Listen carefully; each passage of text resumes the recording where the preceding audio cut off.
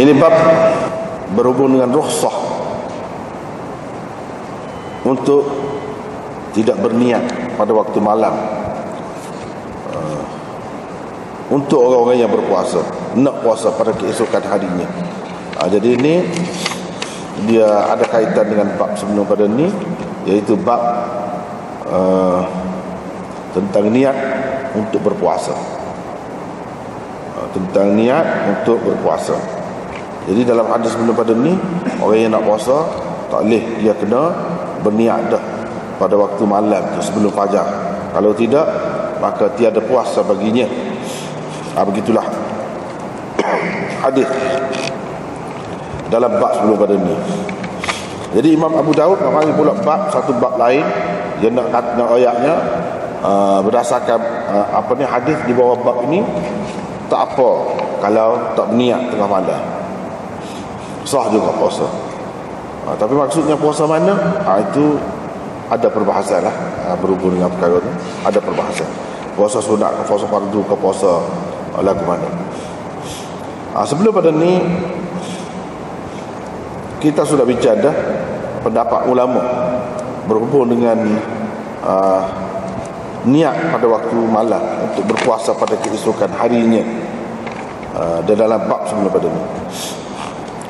Baiklah, sepintas lalu kita ulas mula perbincangan dalam bab sebelum pada ni, iaitu berdasarkan hadis dalam bab sebelum ni, iaitu man lam yujmi' as-siyama qabla al-fajr fala siyama lahu. Maka para ulama mengatakan hadis ini merupakan dalil yang menunjukkan wajibnya tabyitun niyyah, orang panggil, iaitu berniat pada waktu malam untuk berpuasa pada keesokan harinya. Jadi malam tu tak kira lah mana-mana bahagian malam.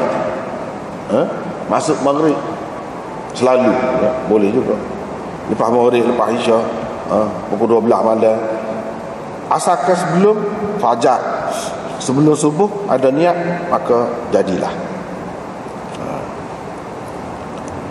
Antara tokoh ulama dari kalangan sahabat dan hak kemudian lagi yang berpendapat begitu ialah Ibnu Umar, Jabir bin Yazid.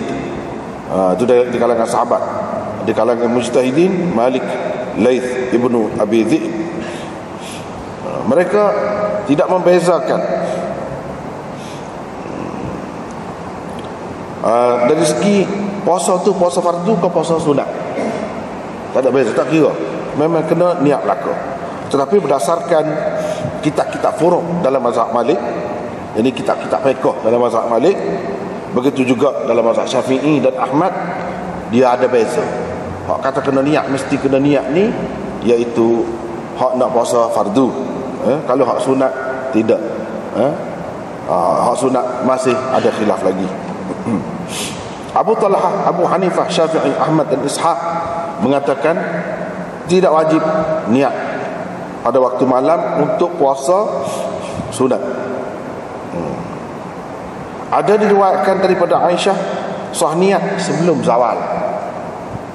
Sah niat sebelum zawal, yang tergelincir matahari.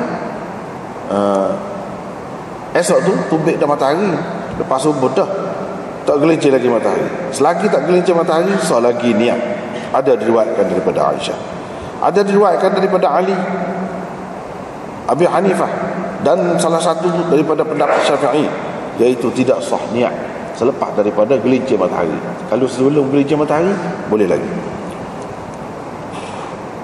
Lepas tu ada diriwayatkan daripada Ali dan Ibnu Mas'ud dan An-Nakhai bahawa tidak wajib tabyid, berniat pada waktu malam untuk puasa qada, untuk menunaikan nazar, puasa untuk tunaikan nazar, dan kafarah. Apa-apa kafarah tak kena, tak wajib niat.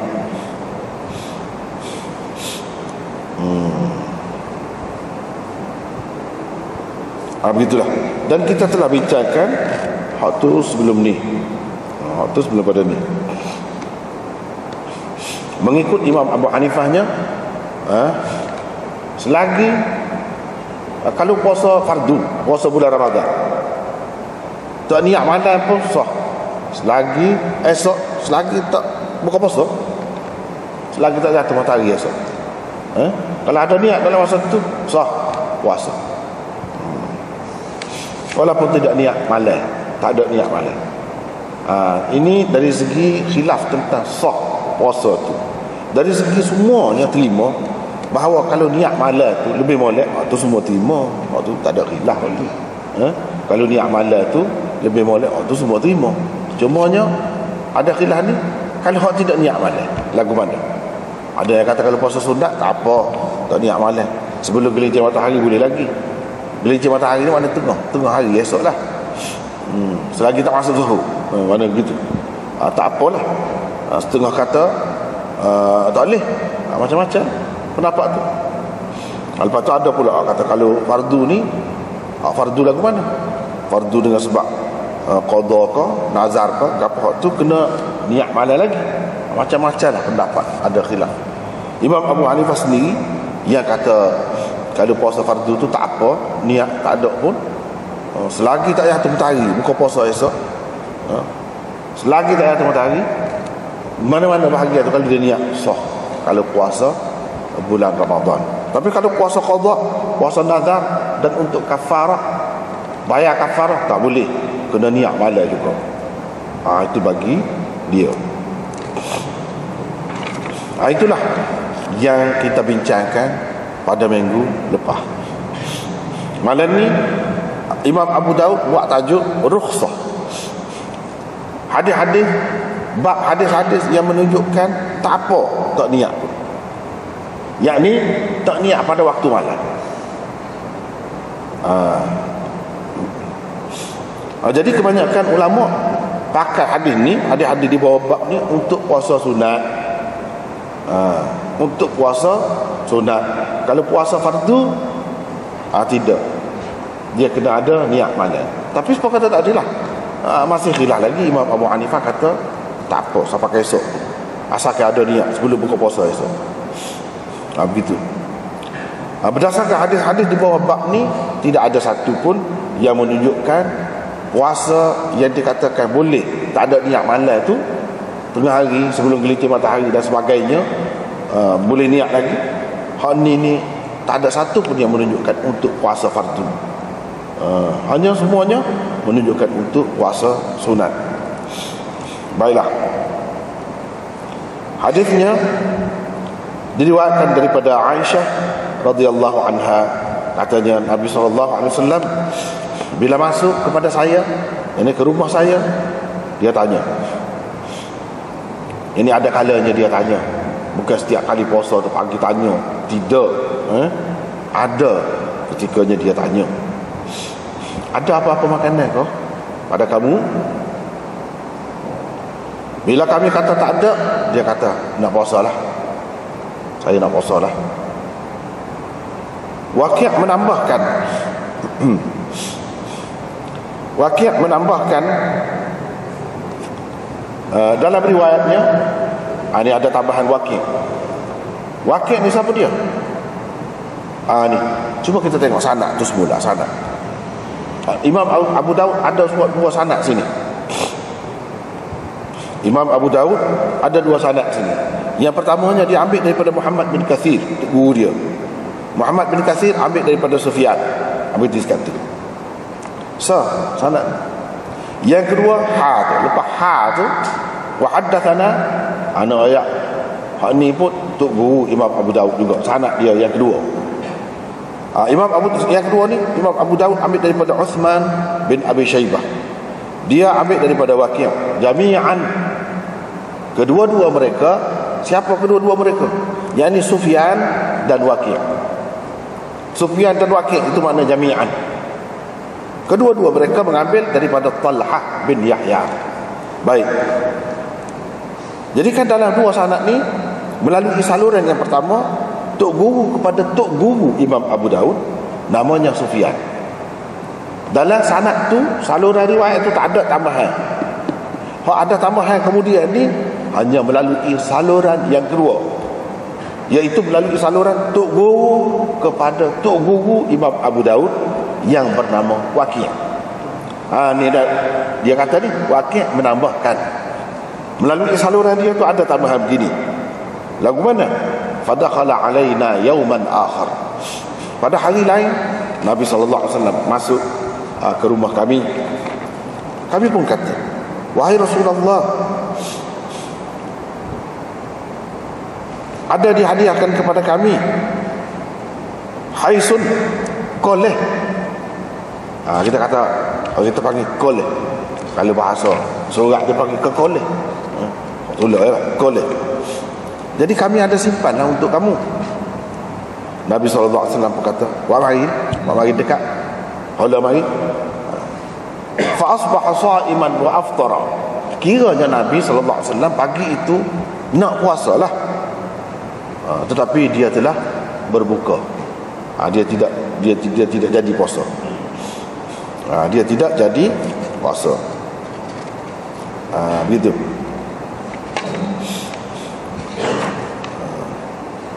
Jadi hadis inilah yang menjadi dalil kepada ulama yang mengatakan walaupun seseorang itu sudah sudah nak dah puasa tu, buat dah, start dah, kita kata ni. Tapi kalau dia batalkan, tak jadi meneruskan, tak apa, boleh lagu tu. Sebab hak ni hak sunat. Inilah antara dalilnya. Dan hak hadis lepas pada ni.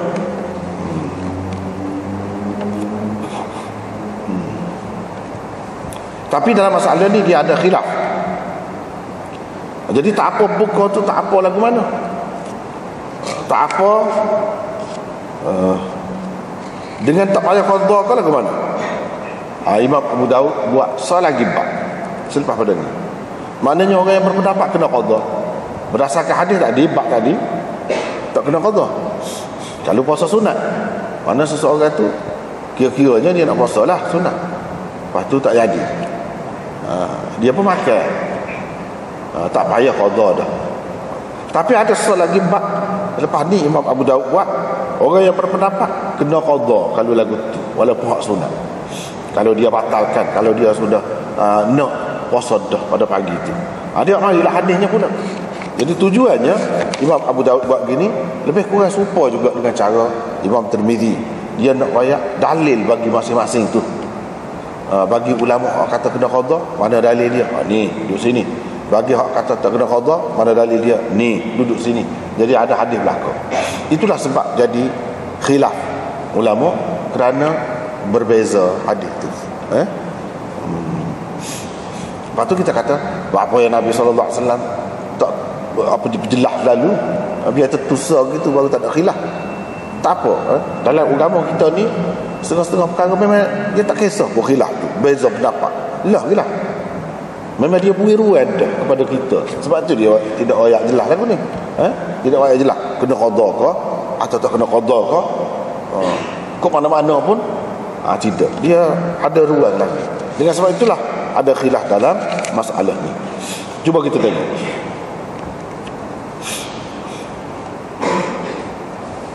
Cuba kita tengok semula sekali lagi. Jadi sebelum zada Waqi', setakat mana? Qala inni sha'imun. Setakat tu. Ni adalah riwayat yang disepakati oleh kedua-dua saluran riwayat. Kata tadi Imam Abu Daud ambil daripada dua saluran, ada dua saluran ni. Hak setakat tu.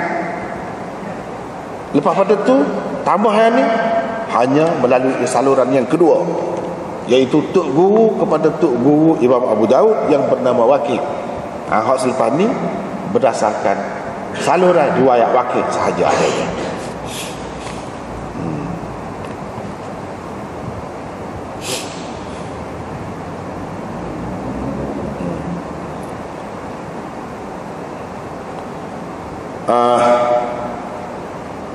Nabi SAW tanya, ada apa-apa kah?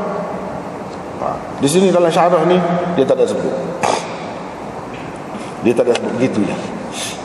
Cuma satu perkara yang kita kena faham. Setengah-setengah orang dia doa, orang yang nak ikut sunnah tapi tak kena cara. Dia pakai kitab fiqh semata-mata. Dia tidak tengok dah hadis. Akibatnya jadi gitulah. Sedangkan kitab fiqh tu kadang-kadang apa yang tersebut dalam dia tu untuk kes mahkamah, apabila sampai ke mahkamah naik kepada hakim, hak tu nak pakai ni. Kalau tidak sampai ke situ, tidak tak boleh pakai hak dalam kitab fiqh tu. Kadang-kadang orang tidak faham. Ada dalam kitab fiqh ni dia ingat untuk semua keadaan, semua orang. Tidak gitu. Silaplah kalau gitu. Inilah antara punca kesilapan yang berlaku dalam pemahaman masyarakat terhadap ajaran Islam ni. Inilah bendanya. Kadang-kadang dia tengok fiqh saja. Bahkan dia tengok fiqh saja banyak perkara. Dia kena tak boleh lagu tu. Silap tu. Misalnya kalau dia tengok fiqh saja. Dalam fiqh Syafi'i sendiri dia sebut aurat bukan mahram, aurat mahram mana perempuan yang haram berkahwin dengan kita, mak kita, adik-adik kita, anak saudara kita, tu aurat mahram ialah antara pusat dan lutut. Dia kata, baca lah kitab fiqh Syafi'i mana-mana pun, kitab fiqh lain pun begitu juga. Jadi apakah boleh kita buat kesimpulan bahawa memang gitulah yang dikehendakinya orang Tino, mak kita, adik-adik kita kalau duduk rumah dah kita kata buah dada tu duduk kocok, nampaklah antara pusat dengan lutut. Seperti dengan orang lelaki pakai seluar ala ni kan, ada seluar bawah lutut sikit tu, pakai seluar tu, lepas tu tutup pusat ni, buah dada ni nampak seperti orang lelaki lah, terdedah. Apakah gitu yang dikehendaki? Dah sebentar kalau dia kata dalam kitab tu aurat mahram di perempuan yang haram dengan kita, berkahwin dengan kita tu ialah antara pusat dengan lutut. Apakah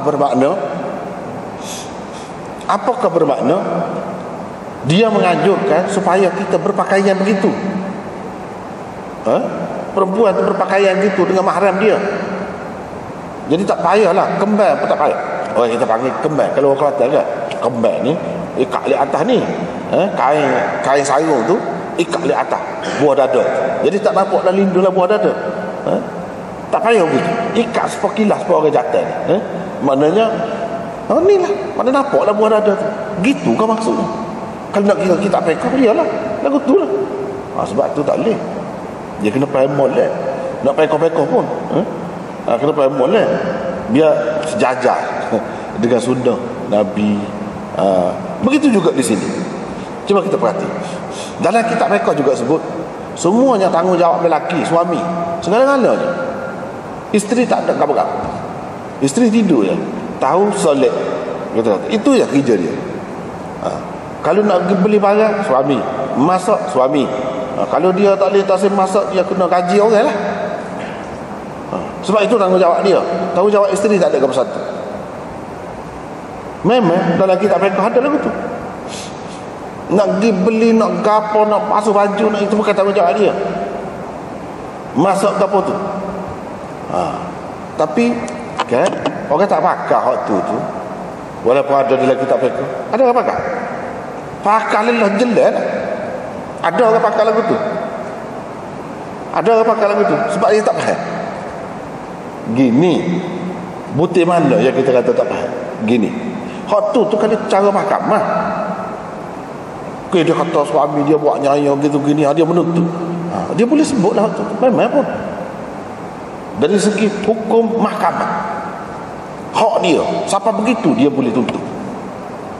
Tapi kalau tidak timbul persoalan itu, bukan bermakna orang Tino ni duduk saja tidur ya, hijau dia ya, bukan gitu. Itu kalau timbul perbalahan, dia boleh menuntut sampai begitu. Tapi dari segi urufnya, kita kena mengambil kira uruf juga, amalan masyarakat semenjak sahabat Nabi SAW. Orang perempuan buat apa? Misalnya, kita tengok hadis ni. Nabi bila masuk ke rumahku, dia bertanya, adakah apa makanan kepada kamu? Kalau Nabi yang masuk, dia tanya buat apa? Dia tahu dah lah dia muka dia masuk. Dia tanya buat apa? Pas dia tanya makanan tu, Kalau tentu dah bini dia tak masuk, dia tanya awak apa? Dia tanya awak apa? Dia tanya di mana kira-kiranya yang maklumnya bini dia masuk lah. Maknanya bini-bini Nabi tu buat kerja juga. Masuk ke apa tu dari segi urufnya dilakukan, dibuat oleh orang perempuan, bukan lelaki. Sebab itu Nabi tanya. Kalau tidak, apa makna dia tanya dia? Boleh jadi isteri dia boleh kata, kita andaikan saja lah, kita andaikan saja. Isteri dia kata, apa tanya? Dia tahu dah masuk ke tidak, sepatutnya saya tanya awak. Gitulah jadinya. Takkanlah gitu. Mana ada? Tak pernah. Kita tengok dalam hadis ni, mana-mana isteri Nabi tanya masuk ke tidak. Hari ni masuk ke apa? Ada? Mana-mana hadis? Tak ada. Bukan Aisyah saja, isteri lain pun tak. Lagu ni lah dia tanya. Kalau dia pergi ke Hafsah, ada ke apa-apa nak makan? Gitu. Dan itulah juga amalan sahabat-sahabat Nabi SAW. Semuanya begitu. Tapi dalam kitab fiqh seperti kata tadi lah. Dalam kitab fiqh seperti tadi banyak perkara lah. Kalau dalam kitab fiqh ni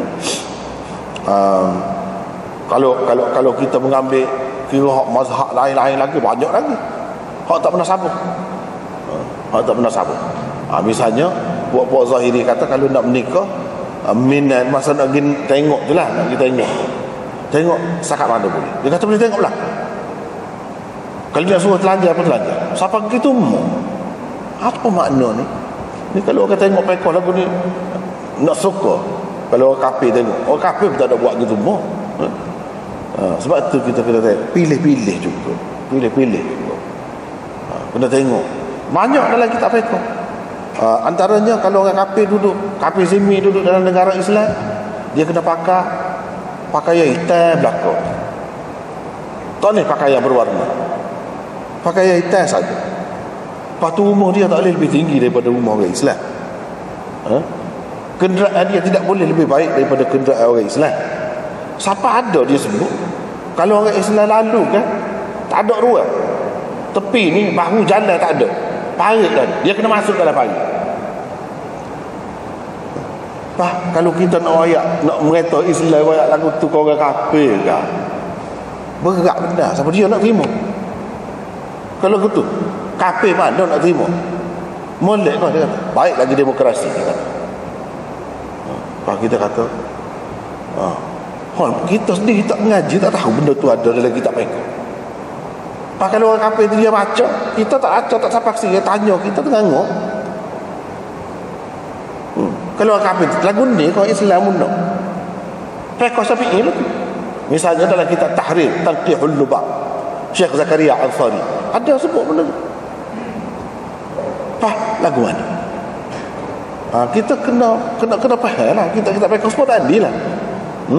Dia paling tinggi kalau ada pun ada keadaan tertentu. Bukan dalam semua keadaan. Bukan dalam semua keadaan. Kalau nak pakai, kalau tidak pun itu hanya pendapat dia. Tidak sesuai dipakai untuk umum dalam masyarakat, tak boleh pakai. Tak boleh lagu tu. Dan banyak lagi lah kalau nak sebut barang dalam fiqh ni. Sebab itulah dia kena tengok hadis tu sendiri. Lagu mana Nabi buat? Adakah Nabi, jangan kita kira, adakah Nabi pernah suruh orang Yahudi yang duduk di Madinah tu, rakyat dia pakai teh saja belakang? Adakah Nabi buat gitu? Adakah Nabi himpit sahabat, himpit Yahudi sampai jatuh parit? Adakah? Ini menyebabkan jadi orang keliru tentang Islam. Sebab itulah yang kita kata jangan taksub sangat dengan mazhab-mazhab ni, dengan kitab-kitab lama ni. Jangan, kena tengok-tengok juga. Benda-benda lagu tu kena pelagar dulu dengan hadis. Cuba ayat di zaman siapa? Khulafaur Rasyidin ada buat. Bahkan di zaman Sayyidina Muawiyah sendiri ada ke? Mana dalil? Ya dia kata gitu. Apa dalil? Tak ada. Orang kafir. Bahkan benteng dia lebih tinggi lagi daripada benteng orang Islam. Rumah-rumah orang Islam lebih kemah lagi. Apa Nabi tidak suruh dia duduk dalam basah saja yang kita kata? Biar orang Islam ambil itu lapah. Tidak lagu tu negara Islam ni. Tapi kalau kita bagi gambaran seperti tadi, jadi orang kafir jadi takut. Takut. Itulah sebab jadi orang kata kuung, takut kan, trauma. fobia, macam-macam lah kita boleh sebut. Orang kafir terhadap Islam ni kadang-kadang kerana kita juga, kita sampai ke Islam tu tak kena, atau kita tidak boleh menyelesaikan kemuskilan mereka, yang mana mereka tu walaupun tak baca sendiri, tapi mereka ada orang yang cerdik dia, iaitu puak-puak orientalis. Orientalis baca dalam kitab-kitab Islam, dia kata memang ada gini. Puak-puak dia percaya dia. Kita tak kata gapo ke orientalis. Orientalis itu bukan semua yang tak betul. Kadang-kadang dia yang betul. Memang lagu tu dia dapati. Yang sebahagian orang Islam dulu percaya. Misalnya cerita Hasan menikah sampai 200 orang, bini. Menikah cerai. Orang orientalis buat nyanyi lagu ni, cucu Rasulullah. Kaki perempuan. Kita nak katakan memang ada pun dalam kitab. Kita lah yang bui bahan tu, bui bahan tu, bui jerak, masuk ke jerak tu tekuk kita sendiri. Lepas tu kita nak takwil ramai orang kenal ke dia sangat, macam-macam lah takwil. Jadi ramai orang kenal ke dia. Jadi lagu mana caranya? Dia bukan kita ahli sunnah tak boleh muta'ah tu. Kalau Syiah dia muta'ah, selesai dah lah dia. Nikah ramai sampai 200 tu muta'ah kata dia, selesai lah. Kita ahli sunnah kokak. Kita terpaksa kena jawab, dia menikah cerai, apa gitu. Pasal masing-masing ahli masyarakat ni, keluarga ni nak bui ada zuriat Rasulullah. Jadi kira-kiranya masing-masing sama-sama faham, tak apalah menikah sebentar pun boleh anak seorang dengan dia, tak apa dah. Biar orang lain pula, bui peluang ke orang lain pula. Cuba fikir masyarakat gapo lagu ni. Masyarakat gapo molek gapo lagu tu. Tapi boleh kalau kafir boleh modal ke dia lah. Kita ada, kita sendiri ada. Mana-mana pun ada. Gomohlah pokok kita baca dalam kitab Muhimmah, kitab Jawi tu. Cara menikah. Kitab Muhimmah tu ada sebut benda tu. Kita tak fikir bila-bila kita baca cerita ni apa akibatnya kepada kita. Kadang-kadang orang jauh daripada Islam tak masuk Islam dengan sebab tu. Sebab kita, cuba kalau kita royak dulu lagi, ni cerita tak betul, habis cerita, tidak bertanggungjawab, tidak sahih, habis sekali.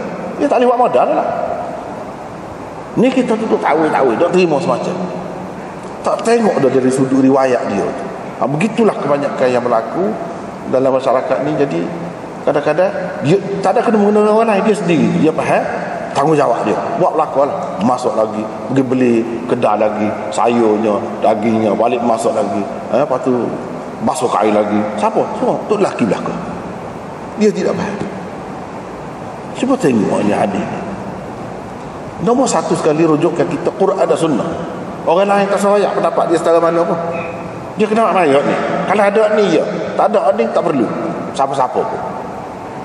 Kalau tidak, ya ketika kita merintah, ketika kita buat kita berlaku tak apa, kita boleh suka.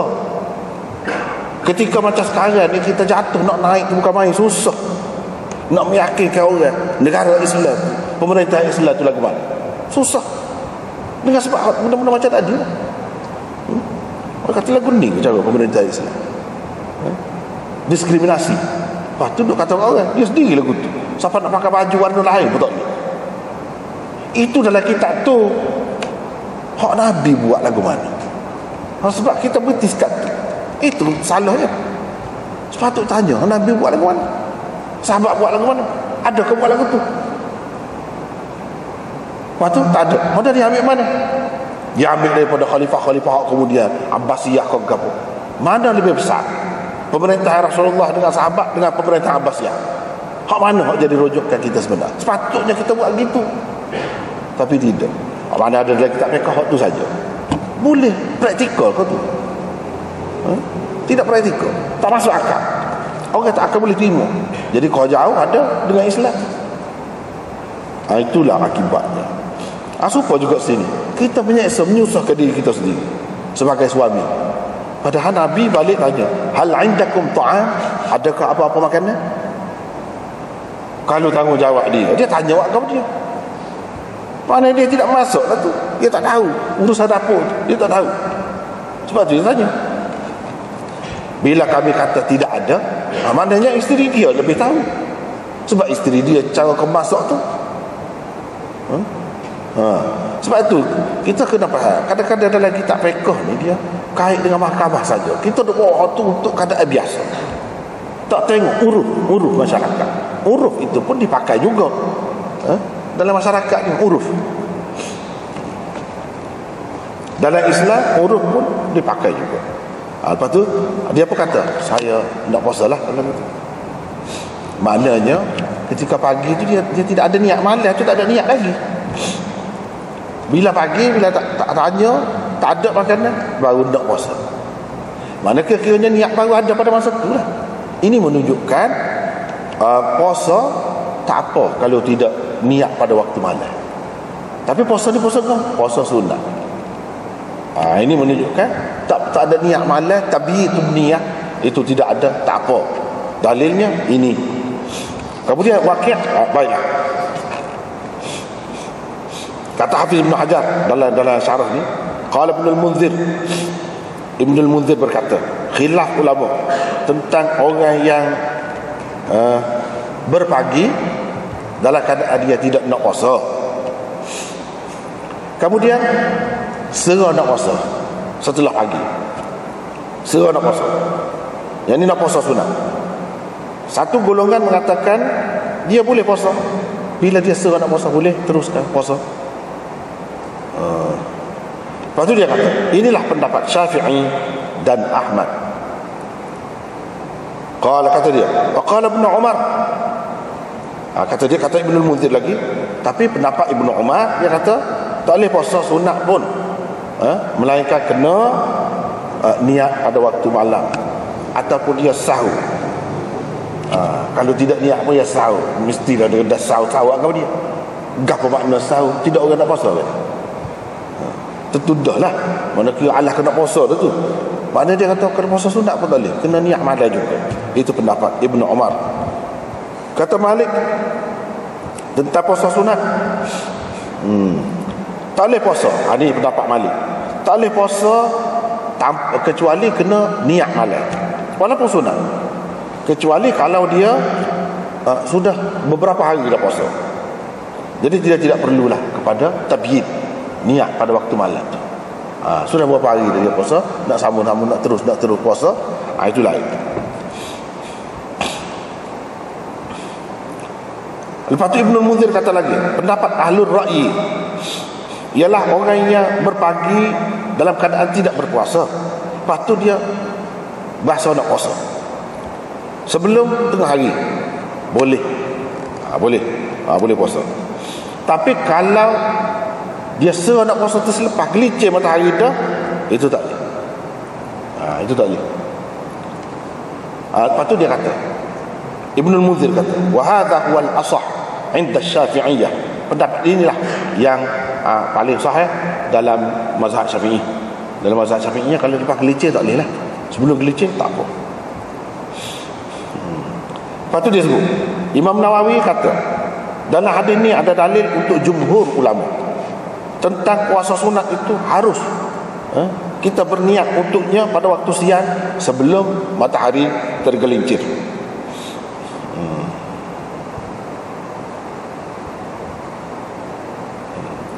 Ada juga setengah-setengah ulama dia kata sebenarnya Nabi SAW tanya sebab tadi tu ada ke makanan tu, sebenarnya dia sudah niat dah malam tu nak puasa, esok ke tu dia niat dah, tapi bila dia start nak puasa dah tu sampai ke pagi tu dia serah letih.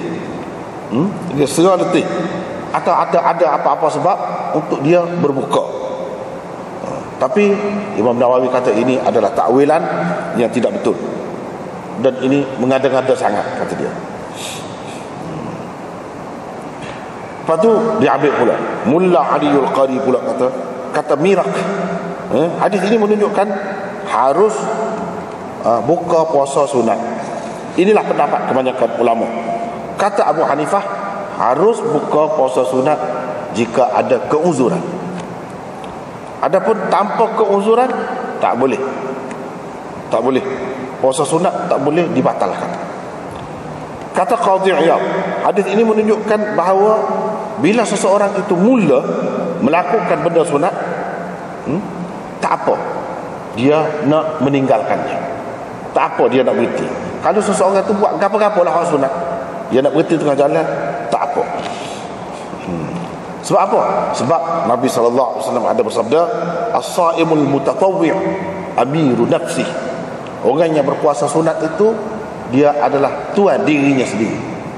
Maksud tuan dirinya sendiri atas dia lah, nak meneruskan ataupun nak berhenti tengah jalan, atas dia. Tapi ashab Imam Abi Hanifah, mana anak-anak murid dia kata tak boleh. Kalau seseorang tu telah buat sesuatu benda hak sunat, tak kira lah sembahyang sunat, puasa sunat, gapo pun sunat, dia wajib mengitmamkannya, menyempurnakannya. Kalau dia batal, dia kena qada, wajib qada. Dia termasuk dalam hak bab yang selepas ni. Imam Abu Daud buat, orang hak kata qada, pokok dia termasuk dalam hak tu. Malik berpendapat kena qada tu kalau tak ada uzur. Kalau uzur tak payah qada. Imam Abu Hanifah kata uzur kata uzur tak boleh, kena qada. Kena qada bila mula. Mana tak boleh mula lah. Kalau tak mula tak apa, kalau dah mula dah niat tak boleh. Mereka berpegang dengan hadis Aisyah bahawa Rasulullah sallallahu alaihi wasallam suruh qada. Akan datang kita akan jumpa. Hadis itu adalah hadis mursal, tidak dapat melawan hadis yang sahih. Selain daripada itu, perintah Nabi sallallahu alaihi wasallam supaya qada ada kemungkinan untuk memberi arti istihbab, elok sahaja, tidak semesti dia memberi makna wajib. Lepas tu oleh kerana pengarang syarah ni Syekh Khalil Ahmad ni dia Hanafi, maka dia nak bela mazhab dia lah. Nak rakyat kata dia tak boleh bila sunat ni sudah start buat tak boleh batal. Apa dalilnya? Dia kata ada kitab, sunnah dan qiyas. Ada 3 perkara tu dalil. Adapun kitab iaitu firman Allah, la tubtilu a'malakum, jangan kamu batalkan amalan-amalan kamu. Dan Allah SWT berfirman, wa rahbaniyatan ibtada'uha, al-ayat hingga ke akhir ayat. Ayat ini dikemukakan sebagai mencela perbuatan mereka kerana tidak menjaga apa yang telah mereka mulakan. Sesuatu yang tidak difardukan kepada mereka, tapi mereka telah mulakan, lepas tu mudah-mudah je tinggal. Jadi Allah SWT cela. Allah SWT kata itu adalah suatu perkara yang diada-adakan oleh mereka, rahbaniyah.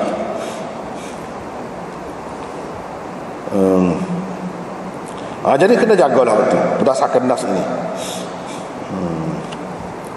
Adapun sunnah, maka hadis Aisyah daripada Tirmizi, kata dia ni, dan Abu Daud akan datang ada, saya dengan Hafsah berpuasa, lepas tu seterusnya.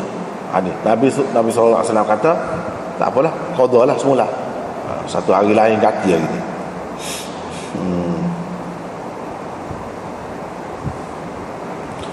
Dari segi qiyas pula, dia kata lagu mana? Kalau haji dengan umrah, kalau seseorang tu tak buat, lepas tu dia batal, tak sudah. Haji hak sunat, umrah hak sunat. Bila seseorang tu batal setelah dia mulakan, tidakkah wajib qada? Semua kata qada, kata dia. Demo pun kata qada juga. Pas sembahyang ni pun lebih besar lagi daripada puasa, ataupun lebih besar lagi daripada haji ni, umrah ni. Puasa begitu juga, berkenaan dengan ibadat juga, sepatutnya kena qada lah.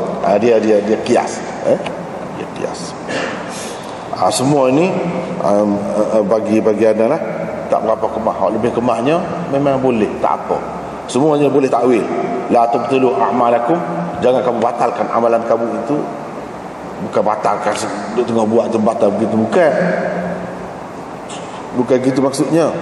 La tubtilu a'malakum ni jangan ungkit-ungkit, jangan apa nama ni, riak, jangan apa ni, buat sesuatu yang membatalkan pahala, itu maksud dia. Hal ni ada bahasannya adalah syarah Mishkat panjang.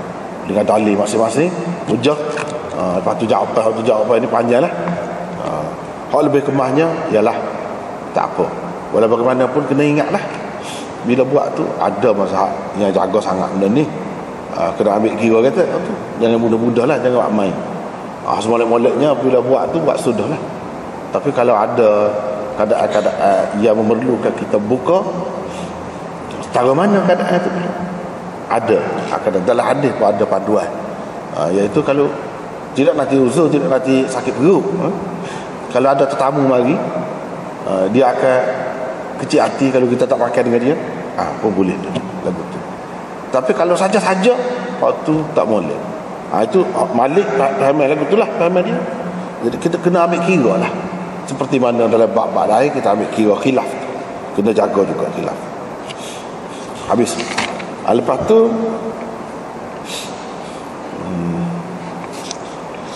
dah bila Nabi SAW tanya lagi isteri ni, mana isteri ambil berat, mana ketahu takut Nabi tiba-tiba tanya, moga lapar ni tak boleh kira, tak boleh kira, tak menentu. Ada kalanya ni mari lapar, seronok, suruh teliu.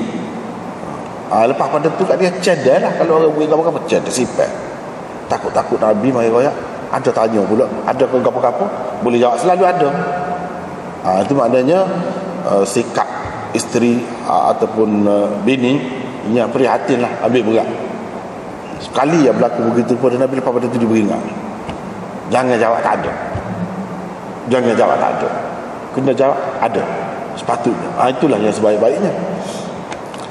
Walaupun yang ada tu benda tak ada sebelah mana, iaitu koleh je, kita kata koleh pun kena juga. Jadi haiz itu kita terjemahkan koleh lah. Apa dia? Kalau dalam syarah dia sebut ta'amun muttakhadun min tamrin wa aqitin wa sabnin au daqiq. Makanan yang diperbuat daripada tamar, campuran tamar, buah tamar lah, buah kemul, aqit keju, dan sam minyak sapi. Campur gaul-gaul tu jadilah, ataupun dicampur gandum, jadilah koleh. Campur-campur waktu gitu ya, rengkah ya makanan ni, tak ada lah mana. Tapi dia main keju, main minyak sapi, kita mahakal lah kan. Pada hak susah-susah tu berat kat lah nak main keju, minyak sapi ke apa. Di negeri dia murah-murah, benda ni makanan biasa, makanan biasa. Lauk dia ada, keju-keju lauk dia ada. Pada makan roti dengan keju ya kenyang sehari-hari tu. Besar gitu mau tubuh tu, gagah tu. Tu je makanan dia, tak ada makan nasi dua pinggan. Tapi memang berzat. Tak apalah. Lepas tu riwayat daripada Ummi Hani, katanya pada hari pembukaan Mekah, Fatimah mari katanya. Fatimah mari juga sekali dengan Nabi. Dia duduk di sebelah kiri Rasulullah sallallahu alaihi wasallam. Ummu Hani pula duduk di sebelah kanan. Kanan siapa? Kanan Nabi. Lepas tu mari seorang hamba saya perempuan bawa bekas minuman. Dia pun hala pada Nabi. Hala pada Nabi. Nabi sallallahu alaihi wasallam ambil minum. Ambil minum. Fashariba minhu. Dia tidak kata fasharibahu, tapi fashariba minhu. Dia minum sebahagian, sedikit daripadanya. Min litab'id. Tab'id bukan makna separuh, minum separuh dah. Sebahagian, sikit, tegok ke dua tegok ke tiga tegok, tak kira lah. Min belakang lah tu. Itu faedah minhu. Minum, dia tak minum habis, dia minum sebahagian. Sebab apa? Dia tahu dah sahabat-sahabat dia ni tunggu-tunggu nak minum bekas dia. Itu orang panggil at-tabarruk bi atharin nabi, at-tabarruk bi atharis salihin. Mengambil berkat dengan bekas Nabi, mengambil berkat dengan bekas orang-orang soleh. Itu memang ada dalam apa ni, diamalkan oleh masyarakat Islam sampai Nabi lagi, sampai kemudian. Itu tabarruk orang panggil. Boleh buat lagu tu, tidak salah. Walaupun tidak Nabi pun boleh. Cuma jangan berdoa-doa lah Kalau doa dia jadi tak molek lah apa-apa pun. Makan nasi banyak sangat tak boleh juga. Jadi kecil manis juga. Jadi ya pada-pada lah.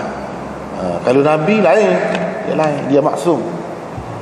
Kalau orang biasa tu takut jadi timbul benda-benda lagu lain pula. Biasanya jadi gitulah.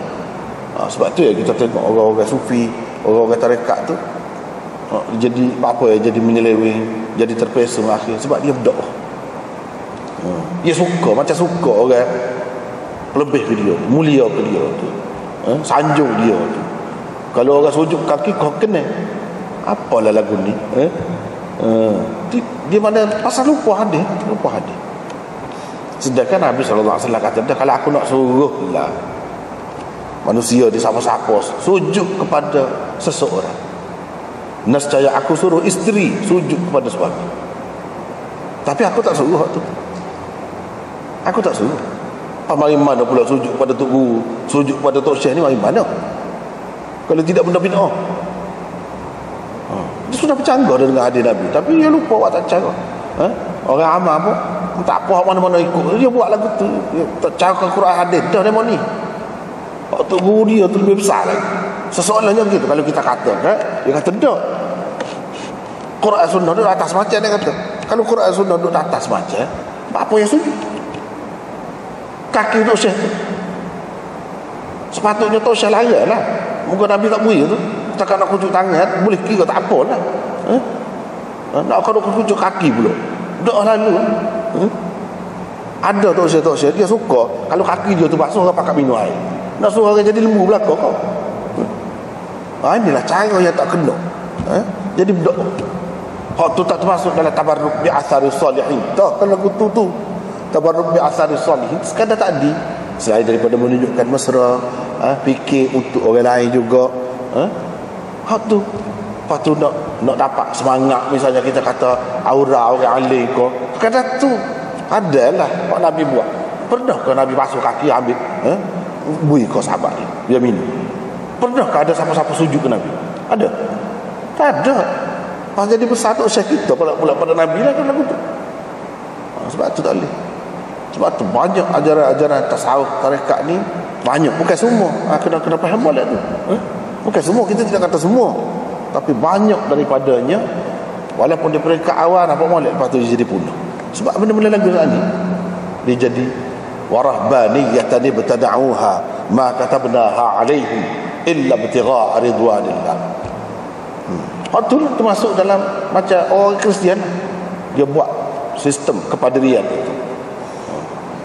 Padahal Tuhan ya dia ada-adakan oleh mereka, dia buat dia. Padahal Tuhan tak pernah ajar lagu tu, Tuhan tak pernah suruh lagu tu, tapi dia buat lagu tu. Hak ni pun lagu tu. Kita kira dah, kalau kira hadis dia tidak akan jadi gitu.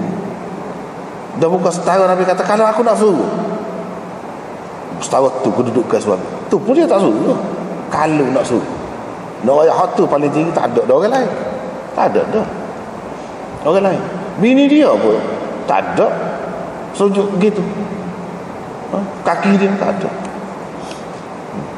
Bini dia pun tak ada kata air kecil dia ambil susu nusuk minum air kecil, tak ada. Jadi hak ni kadang-kadang dia jadi berdoa lah. Ni kita bimbang sebab lah ni nampak bunga-bunga dia tu banyak lah, sebab kita nampak ni. Boleh tengok, kalau orang tengok dalam internet tu boleh tengok bunga-bunga dia tu sudah nampak. Kita beringat sikit. Kita orang nak ikut sunnah ni, kita beringat, takut jadi terpengaruh dengan hal tu. Hal tu adalah tak betul. Pasal ayat ke mana-mana pun tak betul. Bila bercanggah dengan sunnah Nabi, tak boleh betul. Tak apalah. Lepas tu Nabi SAW pun bui kepada Ummu Hani. Sebab Ummu Hani tu sebelah kanan dia kan sendiri. Dia sebelah kanan. Nabi SAW biasanya dia akan bui kepada orang sebelah kanan dia. Dia akan utamakan orang sebelah kanan dia. Dia tak kira siapa pun. Itu cara dia. Ummu Hani pun minum. Fasyaribat minhu. Juga min ada. Mana tak minum pun habis dia. Sebab dia tahu orang lain pun nak juga kan. Orang lain pun nak juga. Bekas Nabi SAW tu. Faqalat ya Rasulullah, Lalu dia pun kata, wahai Rasulullah, buka adalah saya. Sebenarnya saya tadi puasa ni. Nabi SAW pun tanya dia, adakah kau qada apa-apa puasa qada ke? Nabi tanya. Dia kata tak. Nabi kata kalau lagu tu tak apa, kalau sunat tak apa.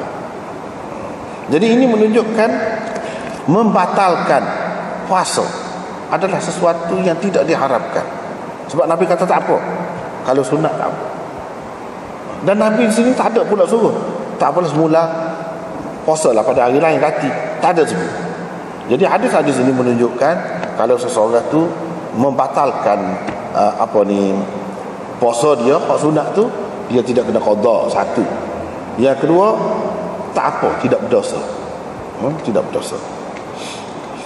Cumanya sanad hadis ini adalah dhaif, tidak kuat. Sanad hadis ini adalah dhaif.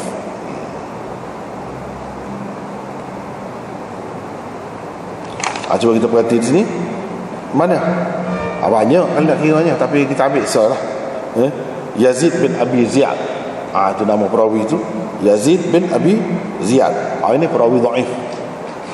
Sebab itu jadi dhaif hadis ini. Tapi kalau ambil kira lain-lain lagi, ada lagi. Ada lagi. Sebab itu kalau kita tengok di akhir ni, dia sebut wala dalalata fihi ala wujubil qada wa adamihi. Tak apa lah. Kalau dalam kitab kita ni, muka surat 336, dia kata walahu, tulis. Itu salah cetak. Kalau ada lagu tu baik ya. Salah cetak. Wala sepatutnya.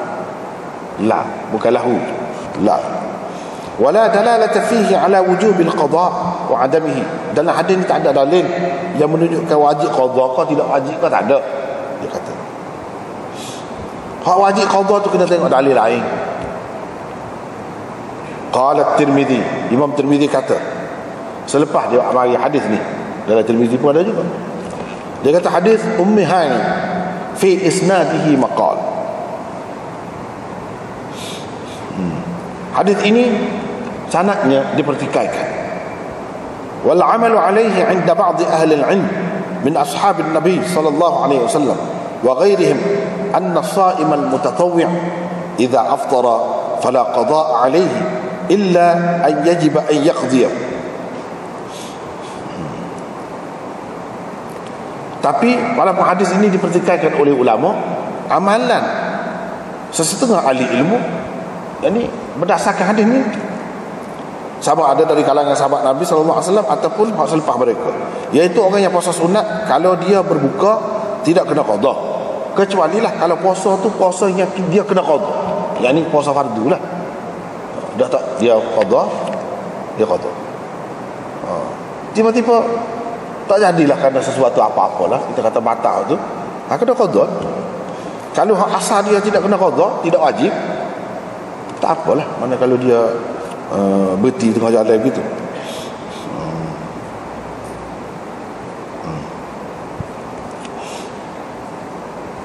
Inilah pendapat Sufyan Ats-Tsauri, Ahmad, Ishaq dan Syafi'i.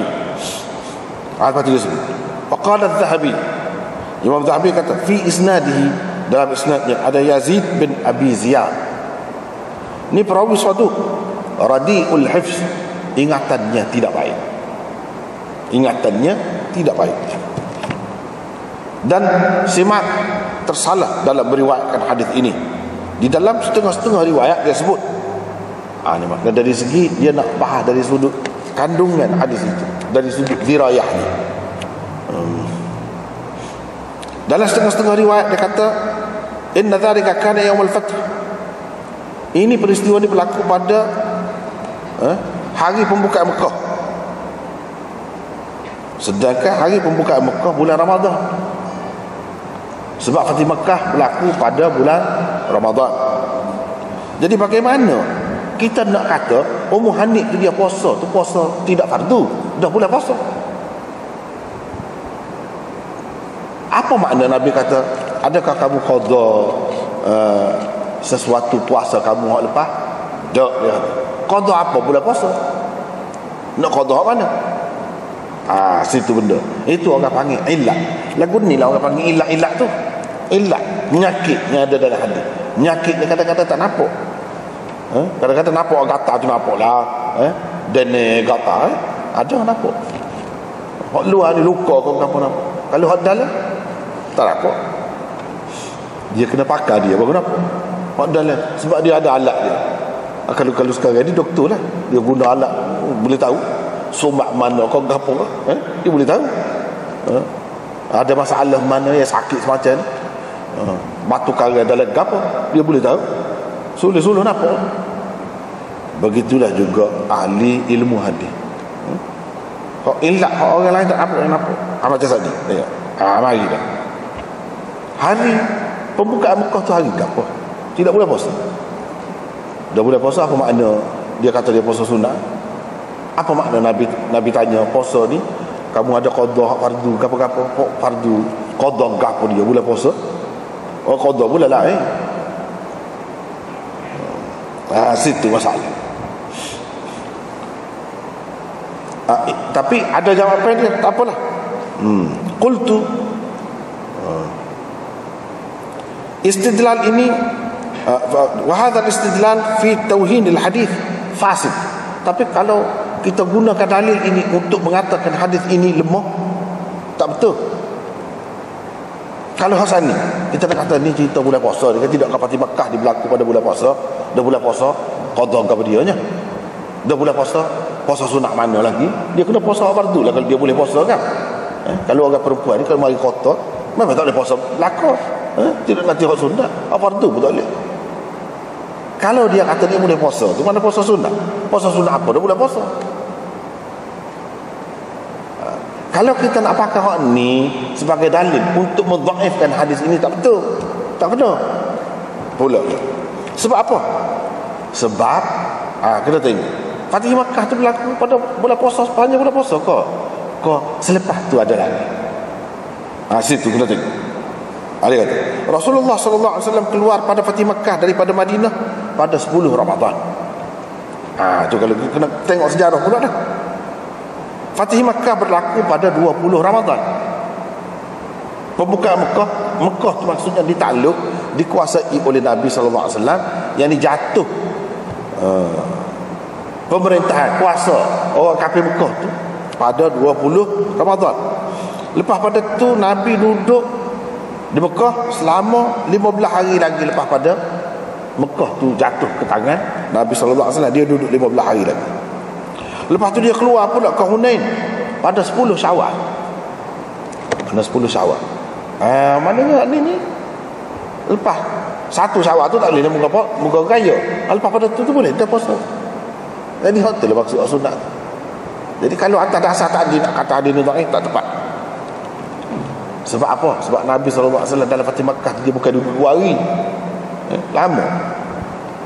Lama tu sampai ke lepas masuk bulan Syawal. 10 Syawal tu dia pergi ke Hunain. Untuk berlaku, di situlah berlaku perang Hunain pula. Inilah yang disebutkan oleh ahli tarikh. Maka nyatalah daripada keterangan ini Rasulullah SAW berada di Mekah selepas daripada Ramadan beberapa hari. Oleh itu apa yang tersebut dalam hadis itu kata-kata Ummu Hani bahawa peristiwa ini berlaku pada pembukaan Mekah itu mengambil kira keseluruhan. Ada sebahagian daripadanya begitu. Mengambil kira semua lah Nabi duduk situ selepas daripada Fatih Makkah. Mengambil kira semua. Bukan maksudnya pada hari betul-betul hari pembukaan Mekah tu. Kalau hari pembukaan Mekah tu hari yang ke-20, itu bulan Ramadan. Tak boleh juga. Jadi sini tak ada sebut hari gapun, cuma dalam perjalanan Nabi untuk menakluk Mekah tu lah.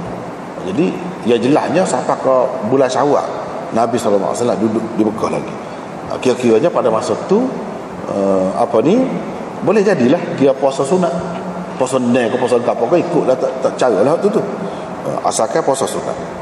Jadi dia boleh masuk situ. Cuma kalau nak kata dhaif, dia atas dasar sanad dia. Sebab kata tadi lah, Imam Tirmizi dia isyarat kata sanad dia ni ada masalah. Masalahnya dulu daripada apa? Yazid bin Abi Ziyad, seperti yang kita sebut tadi. Tapi kalau dah dhaif, apa yang ulama pakai ni? Dia katakan, Imam Tirmizi kata, wal amalu alaihi 'inda ba'd ahli al-'ilm min ashabin Nabi sallallahu alaihi wasallam wa ghairihi. Dah kalau dhaif, apa pakai? Ini masalah hukum. Hukum jadi kena qada ke tidak kena qada ke, boleh ke batal ke puasa tu ke tak boleh ke, itu hukum, bukan masalah fadilat. Apa yang sahabat-sahabat Nabi dan orang-orang lain dia sebut pula imam-imam ni berpendapat dia pegang orang tu apa. Itu satu kemuskilan yang ramai. Kalau orang tak ngaji Tirmizi, dia tak faham. Imam Tirmizi selalu dia guna lagu ni. Dia nak bayaknya hak imam-imam pegang, hak lain, saluran lain, sanad lain, hadis lain, dia pegang dengan hak sahih atau sekurang-kurangnya hasan. Hak tu hak menjadi pegangan mereka, bukan hak dhaif ni. Dia tak pegang atas hak ni. Sebab satu-satu hadis itu yang dikatakan dhaif melalui sanad ini. Kalau sanad lain boleh jadi tidak dhaif. Hak tidak dhaif itulah yang dipakainya, bukan pakai hak dhaif ni. Kalau tidak, kalau kita tak faham gitu, dia akan jadi lagu mana? Dia akan jadi kita kata ulama-ulama ni tak reti. Jadi pada kita, pada ulama-ulama, imam-imam ni. Sebab apa? Kita tahu hadis dhaif tak boleh pakai, masalah hukum. Demo tu tak tahu pun. Sedangkan kita belajar kaedah ni pun daripada demo tu lah juga. Tak kira dia tak tahu. Apa tu nak kata lagu mana? Semestinya kita kata sepuas ni. Sebab Imam Tirmizi selalu lagu tu. Kadang-kadang dia kata hadis ini apa ni, hasan, gharib, sahih. Tiga dia bunyi. Gharib tu mana dhaif, hasan tu hasan, sahih kok mana? Dah kalau dhaif macam mana jadi sahih? Tu kalau orang tak tahu, tak belajar khusus kitab Tirmizi, dia tak faham hak tu. Sebab dia kata begitu. Kadang-kadang hadis tu memang dhaif dah, dia kata hadis ni sahih. Apa? Orang yang tak faham, dia kata mana Imam Tirmizi iktiraflah segala perawi dia hak dhaif tu memang perawi thiqah, perawi baik-baik. Tu makna tak ngaji. Kalau kita boleh kata selalu tak ngaji. Kalau lagu tu kena beringat sikit. Kalau kita Tirmizi, sebab tu orang ngaji setengah-setengah orang dia kata pakar acuk. Asal kita boleh bahasa, boleh. Kalau lagu tu jadi doktor belakang orang putih, muka buk dalam bahasa orang putih, buk perubatan tu. Jadi doktor belakang, jadi engineer belakang, muka buku-buku banyak dalam bahasa orang putih. Dalam bahasa orang putih apa-apa tidak gitu. Dia ada istilah-istilah dia kena faham. Dia bukan bahasa biasa saja, tidak gitu. Dia kena faham istilah dia. Apa maksud dia kata gini di sini? Dia isyarat kepada hak mana sahih, bukan sahih hak tu, hak lain. Apa kita tak tahu mana kalau tak ngaji?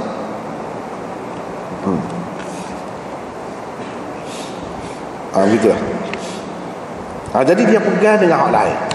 Tapi kalau sanad ni memang dia ada masalah sanad ni. Ada masalah. Terutamanya pada Yazid bin Abi Ziyad. Dan kalau kita terima riwayat ini, kita terima dah sekarang ni, menunjukkan orang lelaki dengan orang perempuan ni walaupun bukan mahram. Ummu Hani tu bukan mahram. Ummu Hani tu kakak Sayyidina Ali, dia boleh nikah, bukan mahram. Mana duduk sebelah dia, alik kanan. Tidak kata orang jatuh dengan orang tu dan mesti kena tabir, tak boleh bertikar bayar. Tak dia duduk sebelah kita. Ni anak dia dah lagi, ni dah lagi kanan. Dia bui kau orang perempuan dia bui. Mana Nabi SAW ni hubungan hak dalam sunnah, lelaki dengan perempuan ni bukan hubungan apa dia orang kata tak boleh duduk dekat, tak boleh. Bukan begitu. Kalau dalam batas yang terkawal, ada keadaan yang terkawal, tak apa, macam sini. Dan orang perempuan minum, tak boleh orang kata apalah minum nak gila kau orang lelaki ni kau. Tidak begitu. Sebab hubungan manusia ni, dia tidak hubungan nak menikah saja. Banyak hubungan guru dengan murid, hubungan ayah dengan anak, hubungan suami isteri, hubungan itu ini, banyak hubungan. Bukan dari satu sudut saja. Dan ini tidak menghalang orang perempuan mendapat berkat daripada Nabi SAW. Bukan boleh ke orang lelaki saja, tidak. Orang perempuan pun, kalau dia berada pada kedudukan yang lebih hampir, dia berhak mendapat dulu. Kira-kira berdasarkan kebiasaan Nabi, memang dia dapat dulu. Sebab dia duduk di kanan, dia dapat dulu. Tak apa begitu, tak apa begitu. Tapi ini seperti kita katalah, Nabi, kalau orang lain, kalau siapa akan jadi fitnah, dia tu guru misalnya, bui bini orang boleh jadi balah pula bini atuk lelaki dia. Dia kata kena ketuk guru, boleh jadi. Jadi dia tak ada masalah, tak usah. Sebenarnya tak usah. Kalau Nabi ni kan kedudukan dia tu tinggi, dia masuk, dia gapo. Kita kena ambil kira tu. Kalau orang lain, boleh jadi ada fitnah. Ada fitnah tak payah. Fitnah tu lagu mana? Misalnya tu lelaki dia jadi cemburu dia kan. Semualah kalau tu guru tu mari dia nak lah ambil berkat. Berkat ke mana? Nak. Lepas jadi fitnah. Balah pula. Kocok pula rumah tangga tu tak ada pasal. Kalau lagu tu. Jadi kena faham. Kena faham keadaan. Nak ambil kira semua.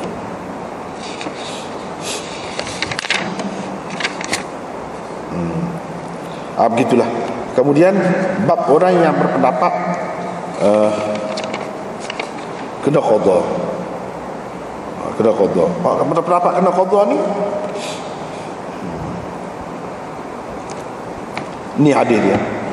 Hadis dia. Ini dipegang oleh Imam Malik. Tapi Imam Malik kata kalau uzur tak payah qada. Kalau tak ada uzur baru qada. Kalau batal tu dalam keadaan tak ada uzur. Imam Abu Hanifah kata ada uzur, kata ada uzur ke kalau dah mula puasa, start puasa batal, kena qada. Walaupun hak sunnah kan, hak fardu tu memang begitu, dah semua terima dah hak tu hak sunnah. Hak sunnah. Jadi ini dalil mereka. Tetapi hadis ini juga seperti hadis yang pertama tadi bermasalah. Yang pertama tadi bermasalah. Hak ni pun bermasalah juga dari segi sanad. Lepas tu apa ya Imam Abu Hanifah ada masalah, apa dia pegang dengan ni? Sebab kata saat ni lah, dia pegang dengan hak lain, saluran sanad lain. Hak sahih, hak tidak sahih, dah. Ataupun kadang-kadang orang lain kata tidak sahih, bagi dia sudah sahih. Atau sekurang-kurangnya hasan bagi dia. Dia boleh pakai dah. Boleh jadi berlaku keadaan itu. Macam di sini, cuba kita tengok. Ini dalam sanad ni ada seorang yang bernama Zumail bin Abbas, Maula Urwah, daripada Urwah bin Az-Zubair. Wa anhu Yazid bin Al-Had, yang mengambil riwayat ini daripada dia itu Yazid bin Al-Had. Kata Bukhari, la yu'rafu li Zumail sama' min Urwah. Tidak diketahui Zumail ni ada dengar sesuatu hadis daripada Urwah, walaupun dia ni maula Urwah. Memang dia maula, tapi tidak sabit dia ada dengar, ada terima sesuatu hadis daripada Urwah. Lepas tu orang yang mengambil hadis ini daripada Zumail iaitu Yazid bin Al-Had pula, dia kata tidak diketahui dia ni menerima hadis daripada Zumail. Jadi tak boleh kita nak buat hujah. Kata Nasa'i, laisa bil masyhur, dia ni tidak terkenal. Bila kata tidak terkenal, maksudnya majhul lah.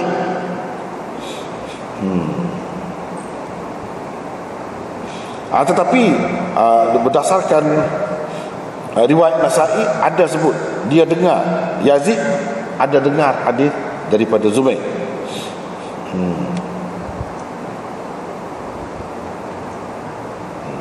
Jadi ada khilaf lah. Imam Ahmad kata dia ni majhul, ada khilaf. Jadi apa ni, sebab itu orang tak sepakat. Lepas tu orang pakar tu pakar dengan mana? Pakar dengan ni. Dah hadis ini tapi sanad lain. Hak sahih ataupun hasan, bukan hak dhaif. Kalau hak dhaif tak boleh. Lepas tu kita kata Apa ya Imam Abu Daud ni? Kata dah kitab ni kitab sunan. Sunan ni kitab cara pekoh lah utama dia ni.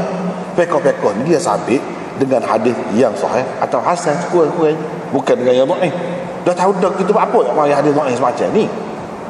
Mungkin kita miskin gitu. Mungkin kita kata gitu. Hak tadi pun dhaif tu apa? Ni ramai orang tak faham juga kalau tak ngaji. Dia awak mari hak dhaif, dia sekadar nak perkenalkan perawi. Ada juga pada hadis ni diriwayatkan melalui saluran yang dhaif. Kamu nak kenal perawi dia, mari tengok sini. Sekarang ni kita jumpa dengan Zubair, kita jumpa dengan Yazid ibn al-Had. Tadi kita jumpa dengan Yazid bin Abi Ziyad. Yang mengambilnya ialah Jarir bin Abdul Hamid. Siapa dia Jarir bin Abdul Hamid? Jarir bin Abdul Hamid itu pun tak sedap juga tadi tu. Kita tak sebut je. Tapi dia perawi Muslim. Dia perawi Muslim. Sebab tu kita tak sebut tadi, sebut Yazid bin Abi Ziyad. Kita apa? Yazid bin Abi Ziyad. Jadi ada masalah, dia nak perkenalkan perawi pada kita.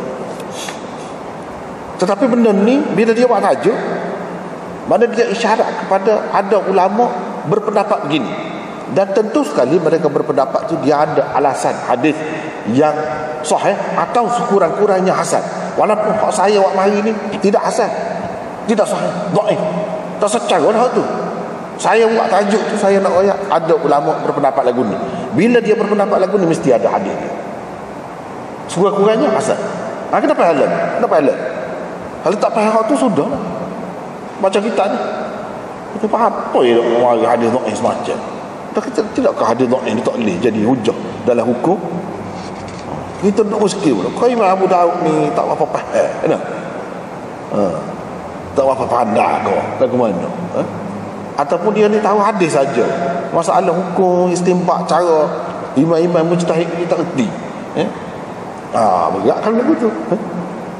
Tak kena lah, tak boleh. Sebab tu kadang-kadang kita kalau tak tahu, kita jadi nak marah kau. Seporang sakit lah, doktor tak boleh dia makan gua ni, dia nak marah. Tak boleh, muncul tu doktor tak boleh makan. Kalau makan boleh jadi dia mati. Dia tak fikir.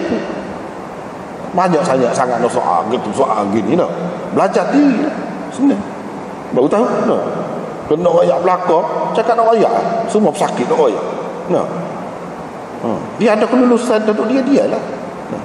Sebab kita bawa kereta juga ada lesen dah bawa kereta, ikut dia lah, bawa lah kereta, tidur dah tidak bawa kereta ni nak ganggu apa gini nah ada betul lah juga. Ni pun belajar mula, baru kita dapat manfaat dia, baru kita akan berterima kasih kepada dia, baru tidak timbul prasangka macam-macam buruk-buruk tu. Baru kita nampak rupanya masing-masing ni telah memainkan peranan yang tersendiri, telah memberi sumbangan yang besar dalam bidang hadis di tempat masing-masing. Orang ni cara dia gini, orang ni cara dia gini. Bila gabung semua tu melahirkan satu kesempurnaan, kehebatan yang luar biasa. Barulah nampak. Tahu nampak. Kalau tidak kan dia lagu tu. Sekarang tu lah dulu tu malam ni, wallah.